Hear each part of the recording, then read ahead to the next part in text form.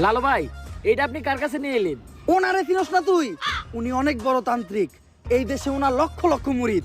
উনি নতুন একটা বই লিখছে। বইয়ের নাম শয়তান ধরার গর্জন। যেই বই পইরা নতুন কইরা লাখ লাখ মানুষ তান্ত্রিক হইতাছে। কিন্তু লালু ভাই, আশেপাশে তো কোনো তান্ত্রিক বা মুরিদ দেখতেছি না। আরে ওগুলা তো সব ফেসবুক আর টিকটকে। বাবা, সঞ্জনা নামের এক আত্মারে আমার ধরতে হইব বাবা। আপনি আমার সফল হওয়ার একটা উপায় দেন। যদি সফল হতে চাও তাহলে আমার লেখা এই বইটি নাও, শয়তান ধরার গর্জন। এই বইটি নেওয়ার সাথে সাথেই তোমার জীবনে থাকবে না কোনো অর্জন। আমি কথা দিয়ে কথা রেখেছি, শয়তান আসেনি তো ফিরে। আমি শয়তান তাড়ানো গল্প লিখেছি আমার সারাটি জীবন ধরে। আমি অন্ধকারে মোমবাতি জ্বালিয়েছি, তবুও পাইনি ভূতের খোঁজ।